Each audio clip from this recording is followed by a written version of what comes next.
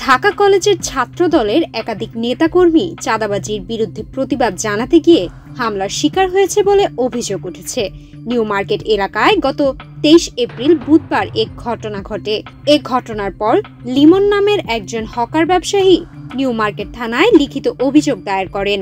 আমি নিউ মার্কেটে একজন ব্যবসায়ী। আমি নুরানি মার্কেটের নিচে আমার দোকান আছে ফুডে। আমি দীর্ঘদিন আমি জায়গায় ব্যবসা করতে আসি। তার ফলে কিছু নিউ মার্কেটের কিছু লোক আসে, তারা আওয়ামী লীগ আমলে ছিল, এখনও তারা বিএনপিরা এই যে সরকার পতন হওয়ার পর তারা আইসে আবারও এই আমাদের কাছে চাঁদা চায়, তারপর বিভিন্ন আমার হয়রানি করায়।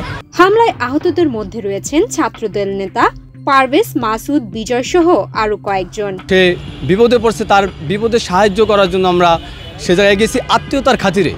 এ জায়গায় আমাদের অন্য কোনো উদ্দেশ্য নাই। দেখা যায় আমরা লিগ্যাল পারপাস হলে তাদের ডাকে সাড়া দেই, ইলিগ্যাল পারপাস হলে আমরা টোটালি কোনো রকম সাড়া দিই না। তো জানার জন্য যাওয়ার পরে আমাদের উপরে অতর্কিত তারা আমাদের কথা না শুনে যে আমরা বিষয়টা আসলে কি, আমরা বিষয়টা জানতে চাচ্ছি যে আসলে এখানে আপনারা কেন এই মব সৃষ্টি করছেন বা এরকম তার থেকে কীভাবে চাঁদা আদায় করতে চাচ্ছেন, কেন তার বিরুদ্ধে এই দোকান থাকবে না, কেন তার থেকে টাকা চাচ্ছেন, এই বিষয়ে আমরা জানার প্রেক্ষিতেই তারা আমাদের উপরে চড়া হয়। সৃষ্টির মাধ্যমে আমাদের উপরে হামলা করে এবং হেনস্থার শিকার করে।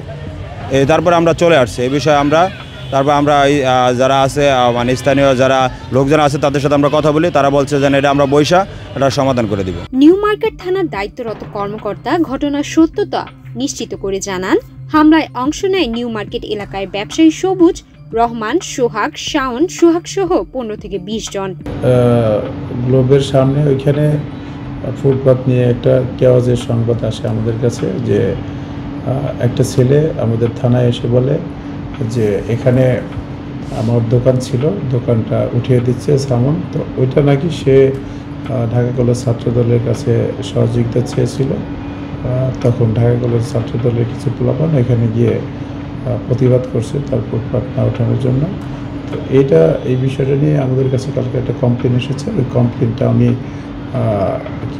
নিয়ে সত্যতা যাচাইয়ের জন্য একজন তদন্তকারী কর্মকর্তা নিয়োগ করেছি। তদন্তকারী কর্মকর্তা তদন্ত করে রিপোর্ট দিলে, তদন্তকারী কর্মকর্তা রিপোর্ট দিলে তারপরে বাদবাকি আইনানুগ ব্যবস্থা গ্রহণ করা হবে। তো বিষয়টা তদন্ত হবে। হামলাকারীরা কোনো ছাত্রলীগের কর্মী ছিল এরকম কোনো? তো একটা ছবি আমার এখানে এসেছে যারা হামলা করেছে ছাত্রদলের উপরে।